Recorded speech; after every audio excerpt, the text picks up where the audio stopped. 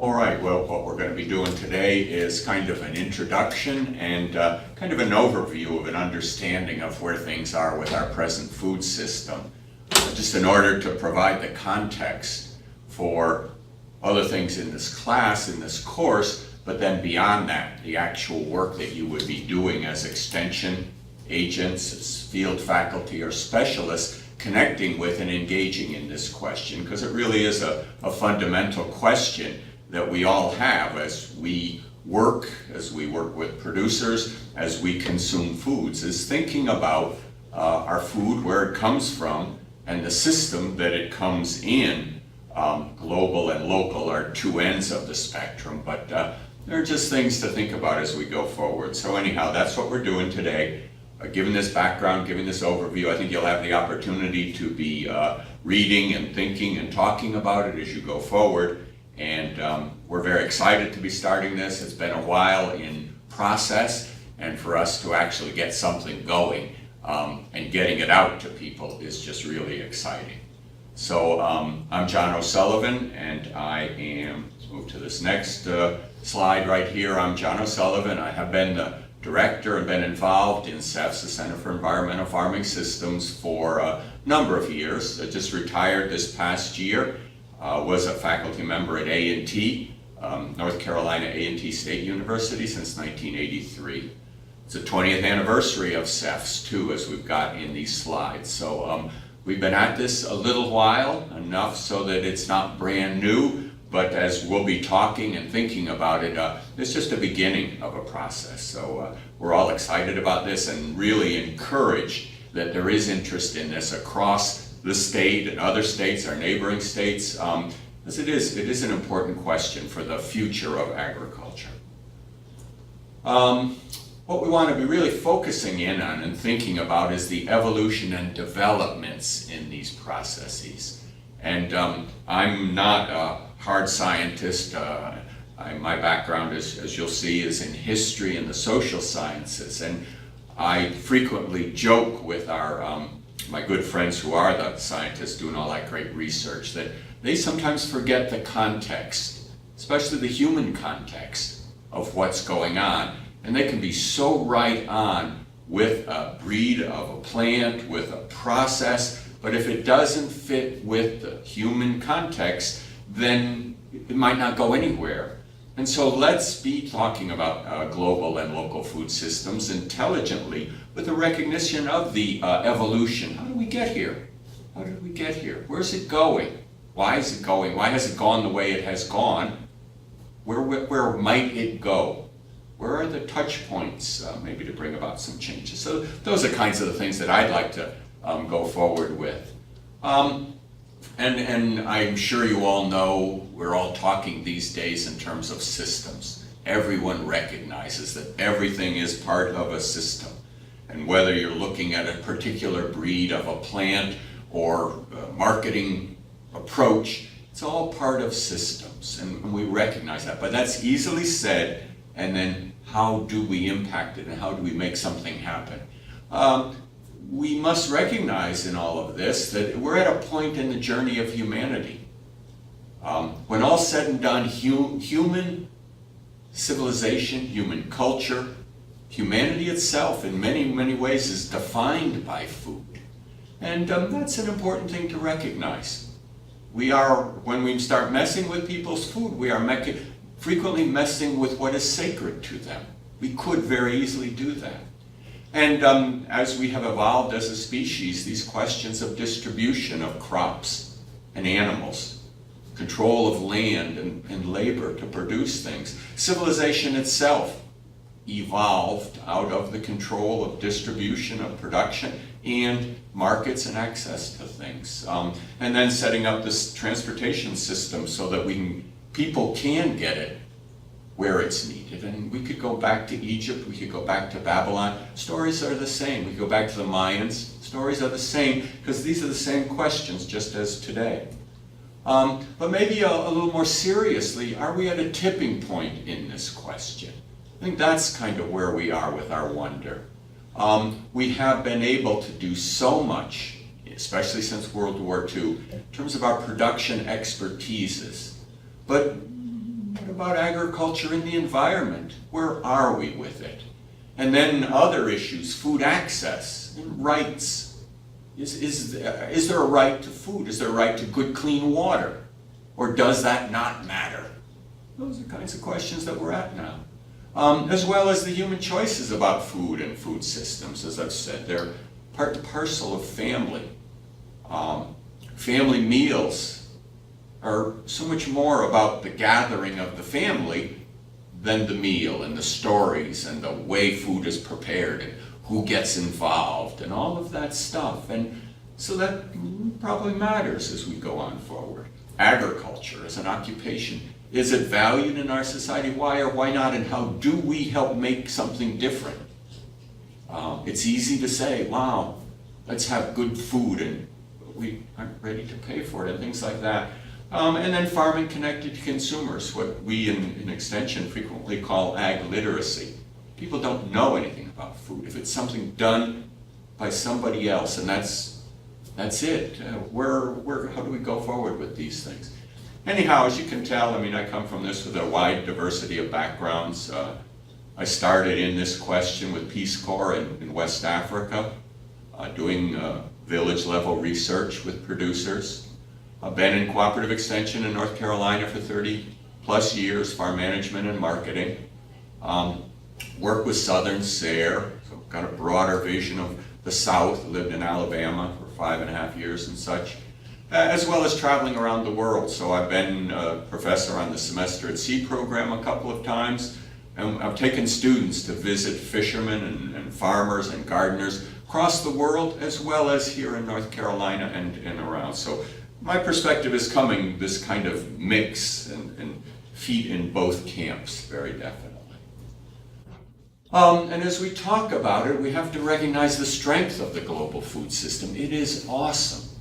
It is amazing. For those of us, I just flew into New York City. When you fly into the big cities and you think of all the food that has gotten in there day in and day out, and the waste that's removed, and all of that, it's just incredible what has been developed. To do that, we've had to people who are into this stuff have had to standardize products, had to define it, had to make it so that it could fit into an endless stream such as that. In so doing, they've had to address these things of storage, shelf life, safety, losses of products and things like that. Manage that, understand it.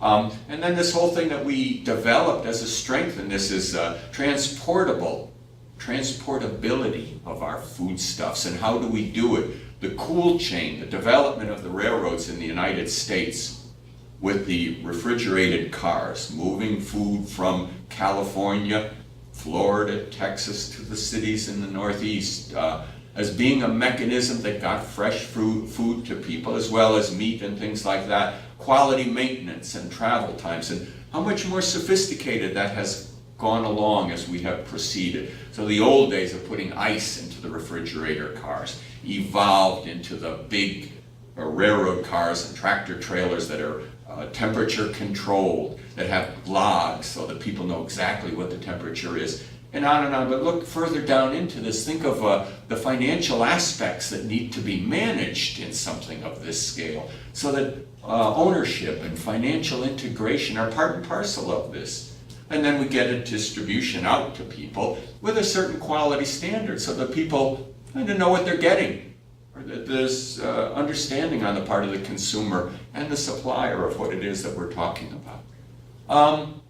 Flip side of this now might be an alternative in which a local system functions. And what might that look like or have as key elements? And this is just, again, my thoughts here, and I'm sure you'll be discussing this and thinking about it, both in terms of the course and in terms of your own work.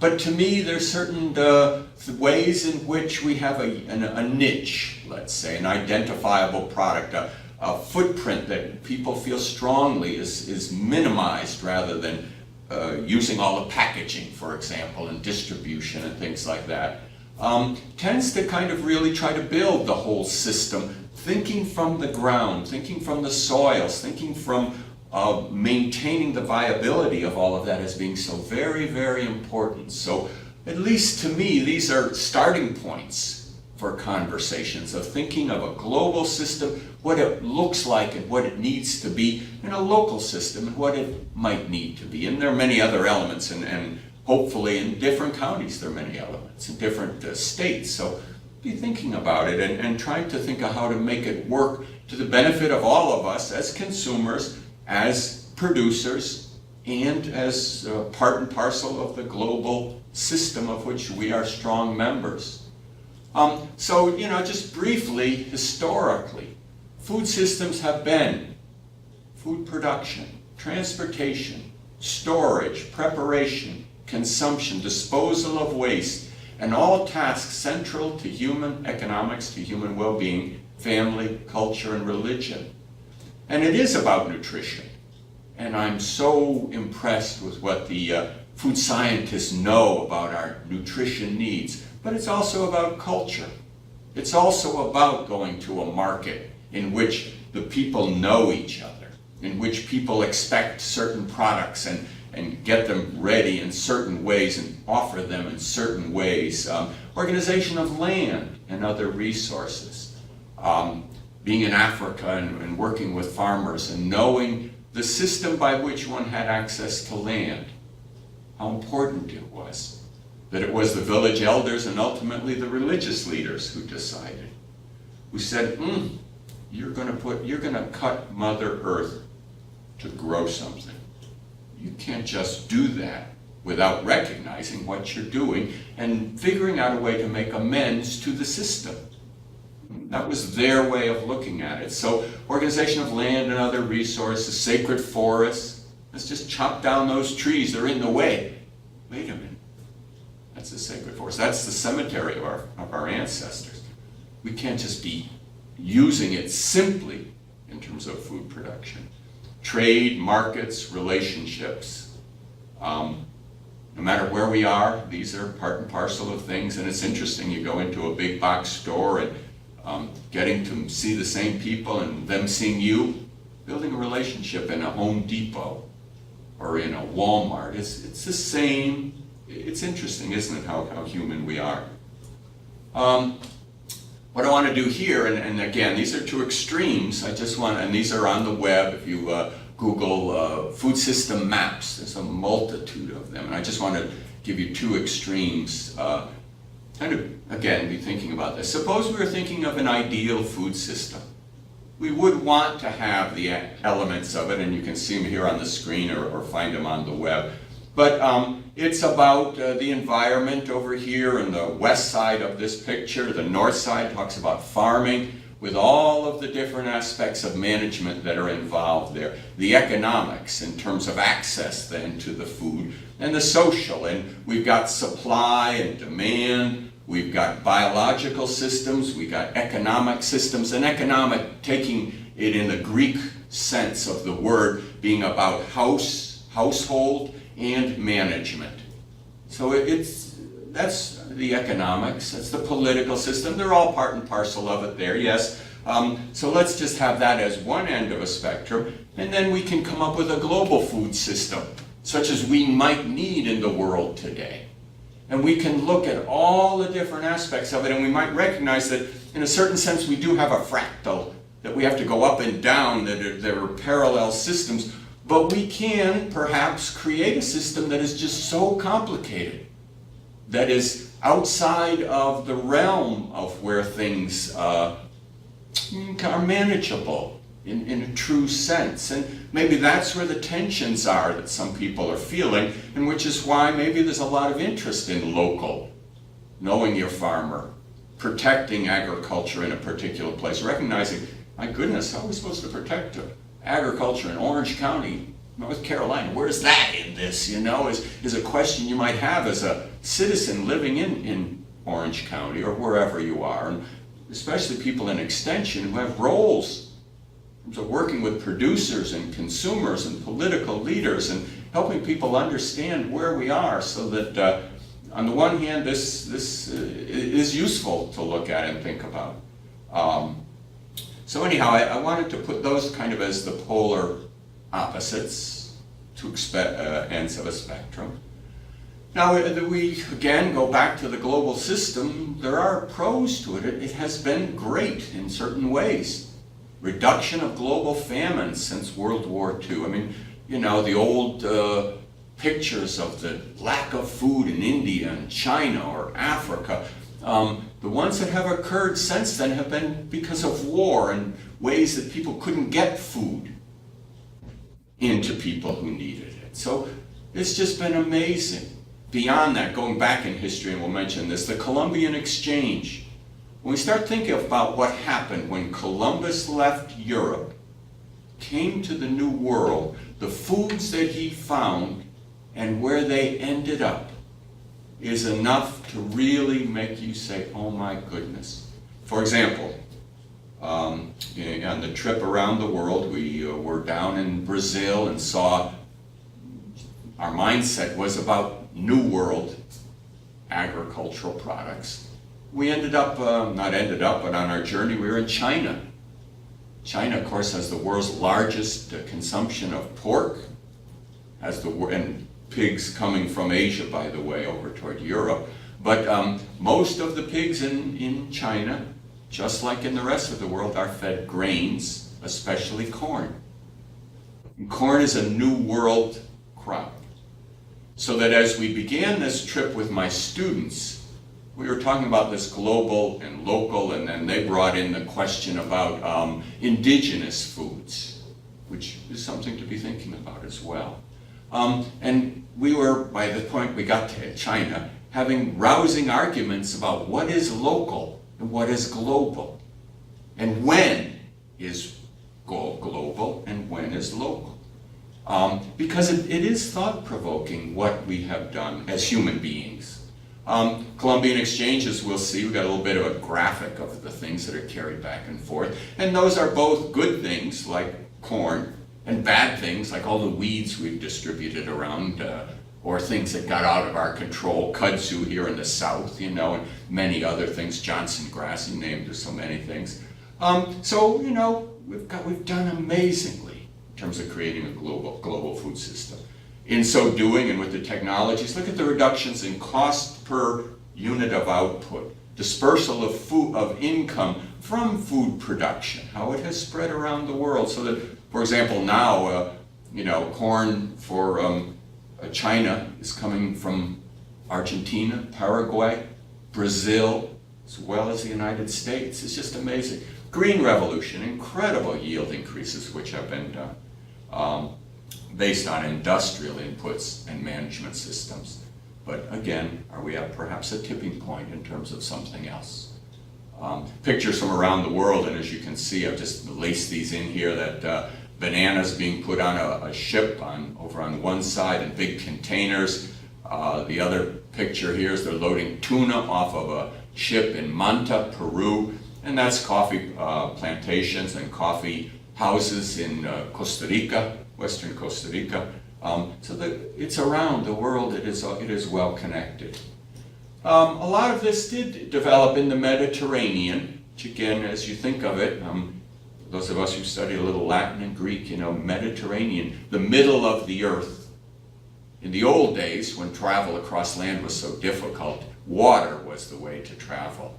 And so we didn't have the Mediterranean in Europe and Africa and Asia. We rather had a main street with different areas that were accessing and drawing into the Mediterranean so that goods could be moved around. And this is why the Roman Empire and later the Muslim empires, as they conquered, they were built around the Mediterranean, the Ottoman Empire and things like that.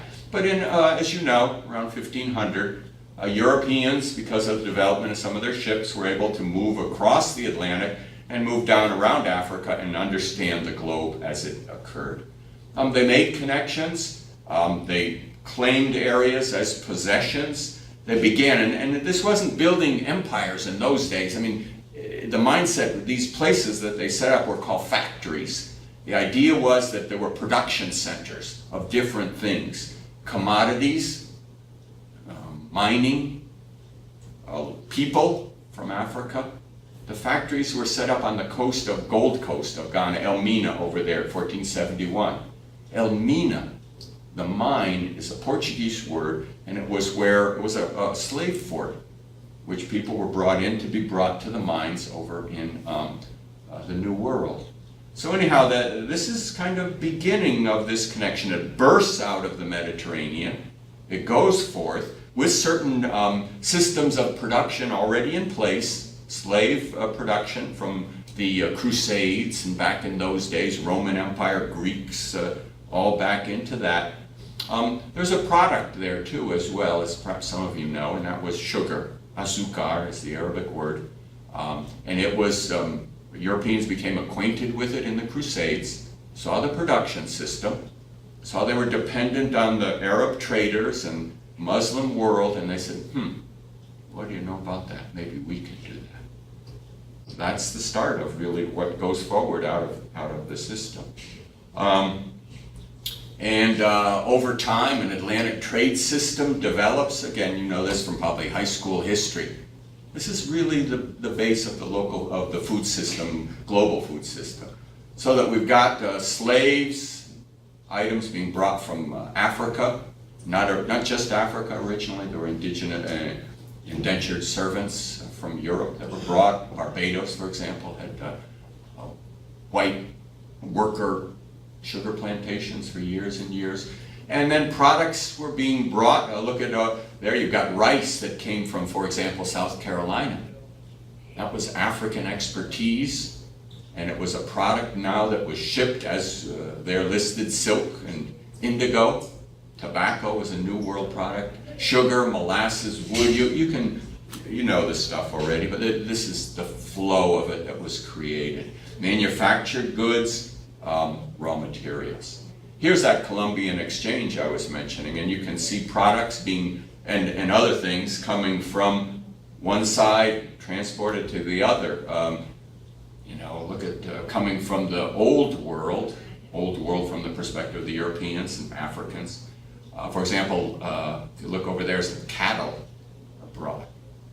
Sheep, pigs, horses came from, the pigs came from China, came across Asia, brought into Europe, developed a little bit of breeding in England. They're moved to the New World. Cattle, I'm going down to Uruguay, which is why I'm doing this as this kind of presentation. And in Uruguay, there are millions and millions of cattle grazing the pampas of Uruguay and Argentina. And they were brought from the old world, from Europe. From the New World came all sorts of awesome things, such as corn, such as tomatoes, potatoes, peanuts, different kinds of peanuts. There are many products such as peanuts that have different ways in which they've evolved in different places. In West Africa, we had a local peanut, wanzu is what it was called. And they would make a peanut sauce, and now they would use the New World peanut as well. So it's a trade system that was created out of this context. And so what I would say is yesterday's commodity trade, national policies, and empires are the base for today's systems. The British and the Dutch and the Spanish and the Portuguese. And the Dutch and the British, Dutch especially, are the ones who created the joint stock company. Remember, I talked about the finances and ownership and bringing together capital to make this stuff work. The Dutch and the British did such a better job of that than did the Spanish, the Portuguese, or even the French. But they all developed different models, and they came up with ways of moving commodities, and the commodities might be people. One of these vessels here is a slaver that is being boarded by another vessel, and this is part of the roots of that system. Here we are today, and again, this is just a global system today. We were in the Panama Canal, and that picture shows a ship that was designed to fit in the locks. There's 10 inches clearance on each side. It fits like your finger in your glove, that big thing. That's a car transport. It's not a container vessel. But it is designed, it's called a Panamax. to fit into the Panama Canal. Well, as I'm sure you know, they're expanding the canal. They've got new locks being built, and that's what the bottom picture is. We were going through the canal 2 years ago. They're approaching finishing the new locks. But already there are ships that are going to be too big for the new locks. And so it's just, there's this drive for efficiency toward one item, fuel or transportation or things like that. And where are we? I mean, we've got TNCs, transnational corporations. Transnational, who's in charge? Who's in charge? They run the global food business and every energy business and things like that. They're beyond, they're much bigger than the US government in terms of management or anybody else. But nation states are, in theory, in charge with rules, and now with a drive to cut government, very little in order to be responsive, to handle the responsibilities they have. People scream about chemical use or pesticides on food products, but then there's no money to pay for inspectors. Okay, that's our system. We have international arbitration that has evolved, and a number of things that you might know about or will be hearing about, or are part and parcel of the world of international food. GATT, General Agreement on Tariffs and Trade. WTO, World Trade Organization. Codex, which is the list and explanation and definition of what these products are. Codex Alimentarius. TBT is trade barriers, tariff and trade barriers. SPS, sanitary and phytosanitary standards. These are the things that you can control or manage trade with, and they've got to be scientifically definable. And you can't just be using words to protect local without and not get yourself in trouble with global trade, is the point of this list here. Global gap. One of the things we're going to be talking about in Uruguay is what's going on in GAP, and how does it what are the reactions and work of scientists there in terms of helping their producers deal with the standards so that their products move easily into the global system. And are they barriers for a country like Uruguay, which only has 3.5 million people? How are they supposed to be involved in this stuff? And then as we move forward on this, and as I said, nation states maybe not have all of the wherewithal to manage them, we are definitely moving toward third-party certifiers who are frequently paid for by the companies, the big retailers and distributors. So, that has advantages and disadvantages in terms of cost. It also can be a marketing tool, so that I could be trying to say as a distributor, my standards are more rigorous than your standards, and therefore people need to shop with me and not with you. You can see how these things can become games even in this kind of system, and they have become games. We've seen this kind of thing, and it just puts pressure on producers in terms of meeting standards that aren't substantive, even in the big system. And people say, oh, the local, you're starting to mess things up. The global system, that game can be played just as well. So be aware of where things are and where they're going. As I said, the global system has some negatives. Reduction in ownership rights through concentration and patents. And I'd have to say this is really a concern for me. You wonder where we're going as we're able to patent things that are out there and then discovered, and lawyer groups, are able to put together a patent statement. The left behind's in the process, If there isn't a market, you see some of this with the Ebola discussions, Well, if it's just the poor in Africa who are suffering, they don't have a voice in the market. Quinoa syndrome, as you get, we start hauling all of the products out of markets, out of production areas, and it was a food stuff up in the high Andes, and suddenly it's all at fancy grocery stores in the West. Wait a minute, what am I supposed to feed my kids if I'm a village or up there by, up in the Altiplano, we'll get your French fries from Idaho. I don't know. Reduction in crop and animal diversity due to production standardization. Again, this is potential issues, and RAFI International is certainly working on seed banks, as are others, corporations. Corporations holding them for their own future access is, again, just a wonder about that. And then finally, the environmental degradation due to externalizing costs and pressures to increase production. We've seen this with confinement livestock operations, with the pressures and questions about who bears the burden of waste, especially, and smells, and obsolete production systems that are just abandoned and they're left. Who's going to take it up? Who's going to fix it? Who's going to fix the Niger Delta after we've gotten all of that oil out of there? Anyhow, those are the kinds of things you think about as you're traveling around in the Altiplano or in the Galapagos, which is that central picture, or in Belize as you're traveling. And here's a container vessel. This is 11,000 containers. It's already been well surpassed. There's one with 18,000, and the one they're working on with 21,000 containers on one vessel. And they'll come in, they're very big, they come into west coast of the United States, or they come into Europe, and they offload products, especially from the production hubs and centers of China. So just amazing how this system has worked and transformed distribution. On the other hand, as we look at local, we just, what are the words and how are they useful? How do they resonate with people? Are just things that I think we need to be cautious and respectful of.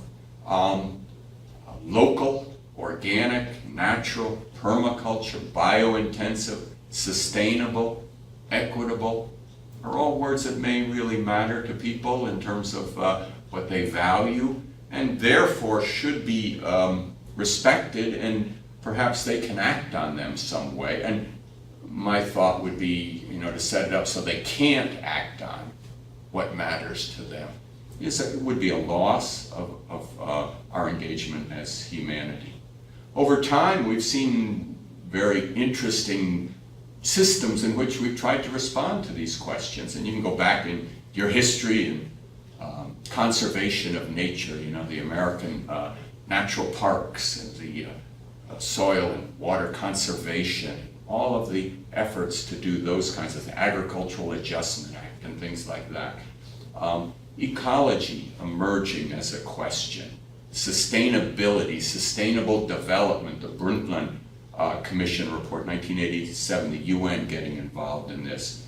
Going back quite a distance, organic, composting, soils. Sir Albert Howard was in India during the pre-World War II, post-World War II period, wrote some very important books on soils. Rodale, being interested in the United States, biointensive, holistic resource management, sustainable agriculture, sustainability, we'd almost have to say and include in our thought process that at some point we have recognized that there is an issue of sustainability going forward, and that we're in the midst of perhaps a paradigm shift, realizing you can't just go for the home run without thinking through the rest of the game. And so sustainability of not just thinking for ourselves, but rather down the road, became part and parcel of USDA and SARE, the Sustainable Ag Research and Education Program, in the late 1980s, and going forward with funding to help do that. As we look at, for example, Europe, the common agricultural policies there in Europe. Europe had the experience of having been the place of World War II, and of having 1945 and 1946 nothing to grow, no seeds, no equipment, no way to produce food, and stripping bare their parks and killing and eating the squirrels and everything, because there was nothing in production in Germany and Belgium. The Dutch, the women learning how to eat tulips, because that's what they had. So they said, you know, we don't want to do that again. We want to have food security. How does that fit with this kind of question? Moving forward, FSR/E, Farming Systems Research in the 1980s and 90s, trying to get participatory and engaging producers around the world. This was out of the University of Florida and Purdue and some of the other universities in the United States. Very strong effort to get local producers and systems involved. Slow food, you know, valuing things, the Italians. AOC, Appellation d'Origine Contrôlée, French, the cheese and wine. US to some extent, we've got Vidalia onions and things. W.K. Kellogg Foundation has challenged us to not forget the equity and health aspects of these things. And then farm labor, you know, how fair is the system? And then students, who are so delightful on campus, being so idealistic and hopeful and looking at their institution and saying, let's push our institution to buy local or buy some other attribute. In a certain place like Duke and others, Chapel Hill have really done a great job. Others, Clemson, really just doing some good things here at State. Things really looking forward. And A&T, we've got some new programs, so things going well. Yeah, let's just mention for a minute what's going on in North Carolina, because we in North Carolina at least followed our roots of extension and went forward in 2008, 2010 with a Farm to Fork local food initiative, which we went out and talked to people, again with cooperative extension model, listening to what people wanted, trying to figure out what mattered to them, seeing how we could integrate that into extension, which works so well with commodities, with producer groups, and how do we then go beyond that to other things. And we had quite an experience, developed ideas on things that really needed addressing, game changers, resources of all sorts of people doing things across the state out here. And it really is a model for here's the book, it's on the website of that's the Farm to Fork.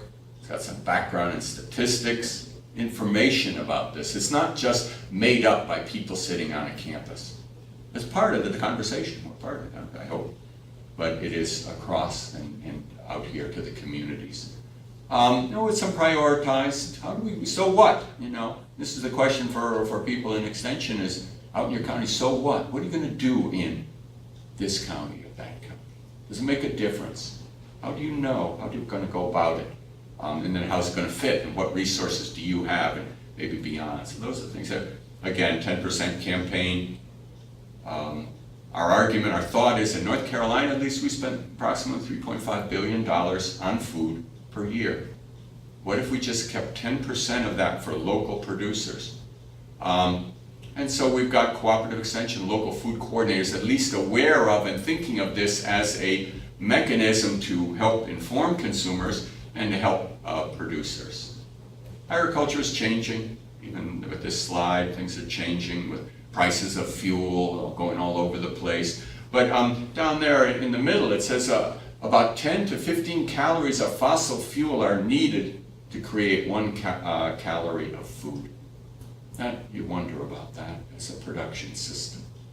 You wonder about costs, you wonder about implications of a system that isn't necessarily seen as though it's recursive, that it's building up a mechanism of long-term maintenance, distribution and things like that.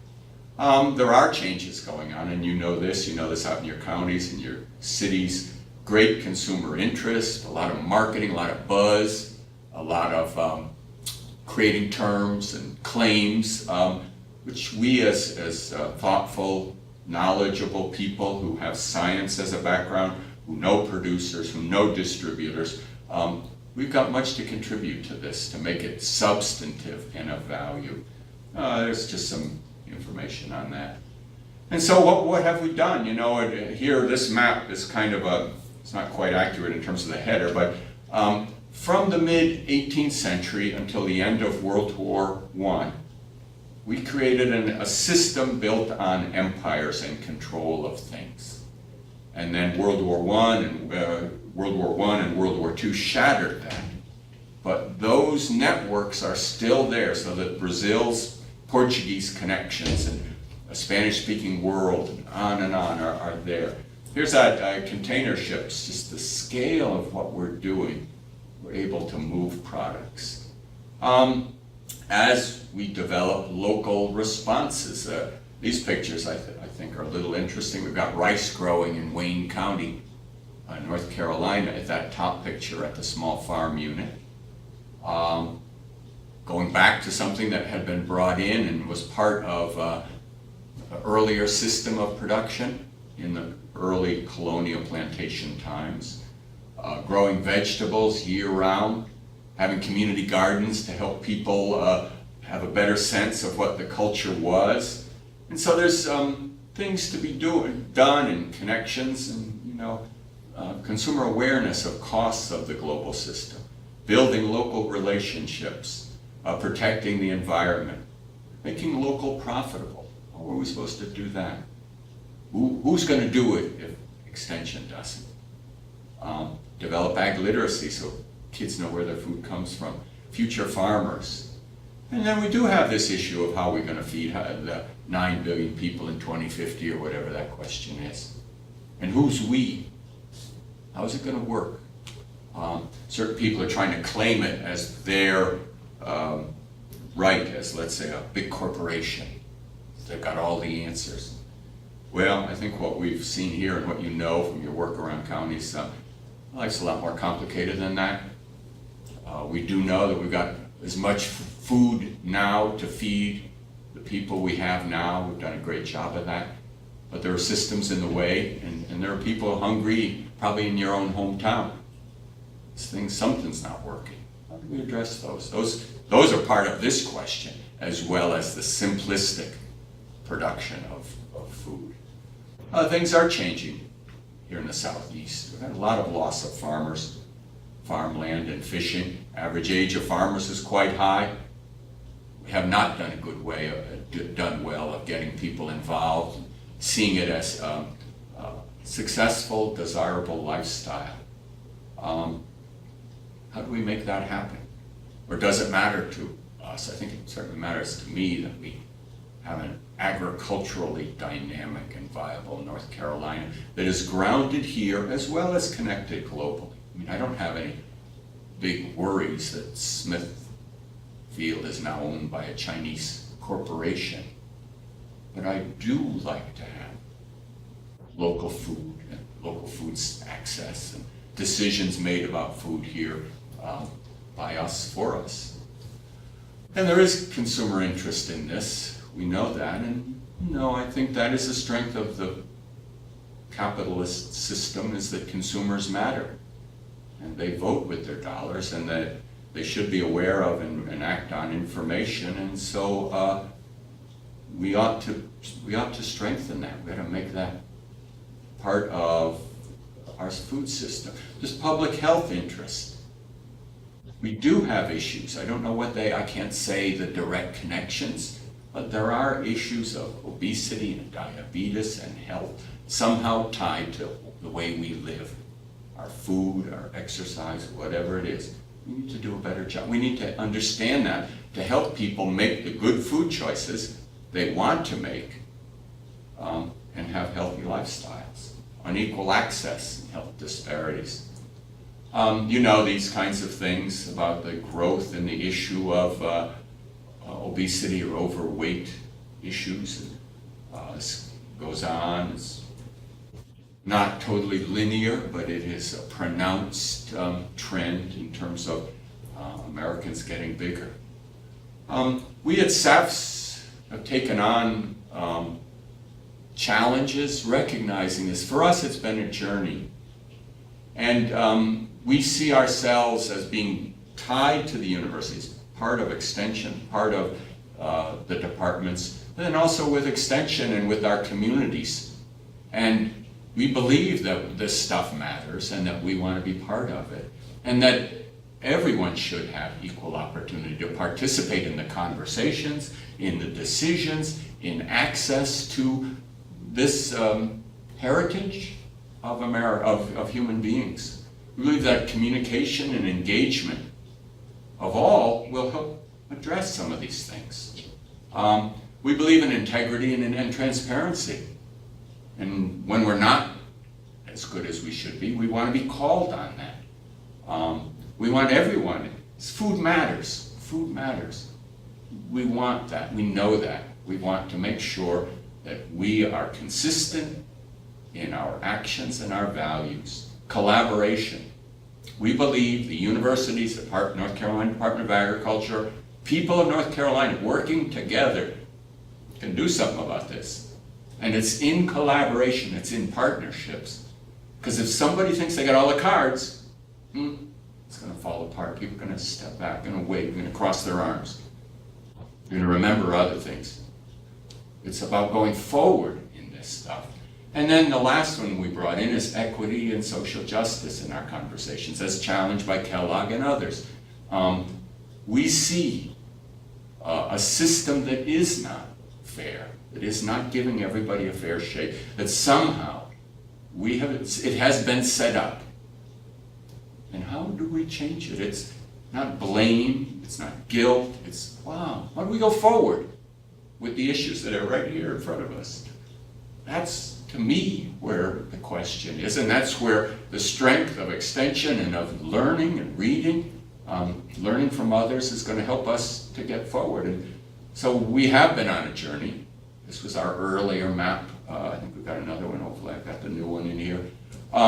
Going forward from talking about the environment, that still matters. We still don't have very good answers there. We're working in systems there to try to help make that happen.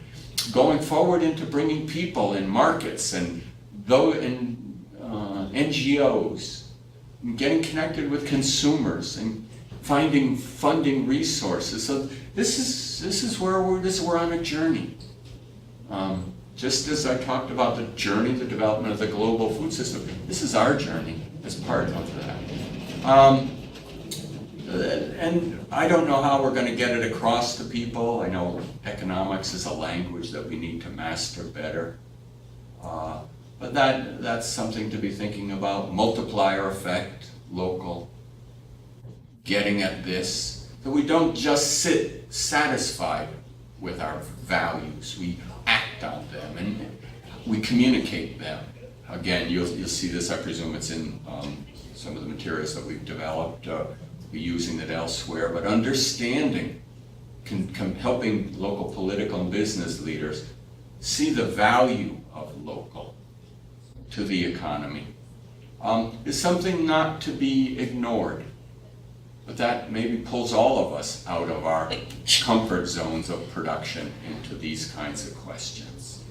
And so, as I say, here's kind of we have evolved history of CEFs, and it doesn't end there, and here we are already in 2015, and we're really looking forward to the things that will be happening across the state through the cooperation of local food coordinators, other partners in the extension offices and partners, nonprofits, schools, school board, child nutrition directors, military out here use so much of the food, want to have agriculture nearby, want to have farms. How do we get everybody working on this stuff?